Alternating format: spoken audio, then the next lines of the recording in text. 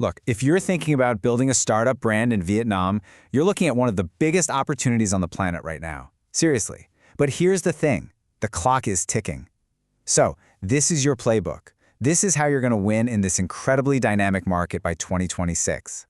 First off, let's just wrap our heads around the sheer scale here. I mean, what are we even talking about? We're not just talking about some growing market. No. We are talking about a consumer economy that's already worth over $320 billion. The potential is it's absolutely massive. It really is a modern-day gold rush for anyone with a great idea. Okay, but here's the catch, right? You're not the only one who sees this opportunity. You're jumping into a ring with over 4,500 other startups. Think about that. They're all fighting for the exact same customer attention. So the real question isn't just, how do I get in? It's how on earth do I stand out and not just get completely lost in all that noise?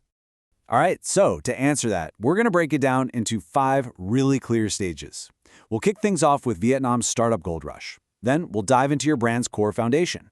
After that, crafting your unique strategy. Then bringing that brand to life. And finally, measuring what truly matters. Okay, let's jump right in.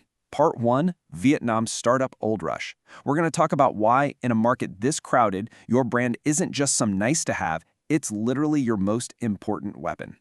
And please, don't think of brand as some fluffy, abstract marketing term. It delivers cold, hard, measurable results. I'm talking about startups with strong brands raising 40% more funding, capturing 3 times the market share. And maybe the most important stat of all?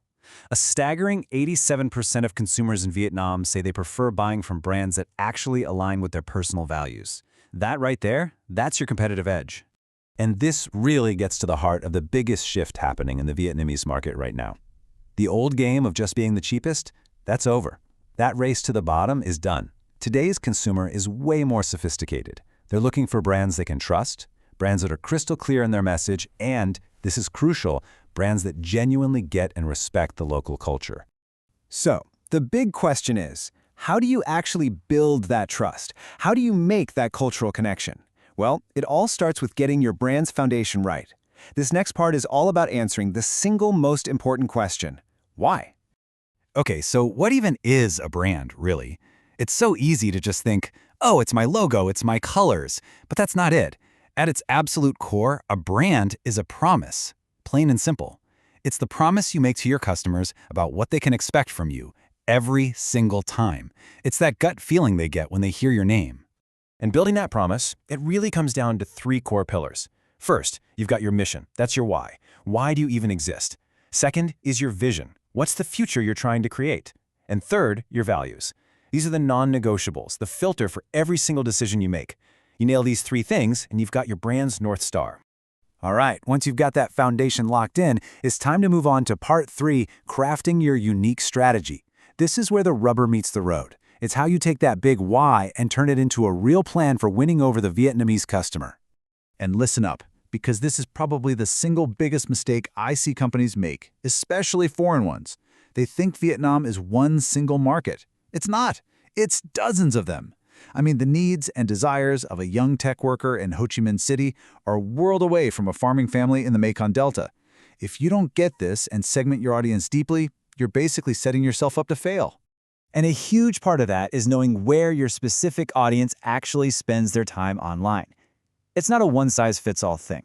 Are you targeting young people? Then TikTok is your playground, no question. Looking for the 35-plus crowd? Facebook is still an absolute powerhouse. Zadalu is crucial for building real community, and YouTube is becoming a giant for educational stuff. The bottom line is, you have to go where your customers already are. And when you finally get in front of them, you have to speak their language. And I don't just mean literally. You have to be authentic. You can't sound like a clunky, forced translation, all cold and corporate. You have to aim for a real human connection. Just look at this example. Instead of some generic tagline like superior taste, global standard, a smart local brand might say something like Hương vị quê nhà vươn tầm thế giới, which translates to taste of home, reaching the world. See the difference? That's the difference between being heard and being felt. Okay, that brings us right into part 4, bringing your brand to life. We've done the deep thinking, we've set the strategy. Now it's time to make it real. We're talking about moving from abstract ideas to the tangible things your customers will actually see, touch, and experience. And the absolute key word here is consistency. All of these pieces have to work together in harmony. Your logo? That's for instant recognition. Your colors? They need to evoke the right emotion. And don't forget, in Vietnam, red often means luck. Your typography has to be super readable, especially with Vietnamese characters. And your voice and tone? That's all about communicating your brand's personality. Every single element has to be telling the exact same story. But beyond all the visual stuff, your single most powerful tool is your story. People in Vietnam, they connect on an emotional level. They don't just buy a product, they buy into a mission. They buy into a founder's journey, they buy into the transformation you're promising them. It's simple. A good product gets you a transaction. A good story gets you a relationship.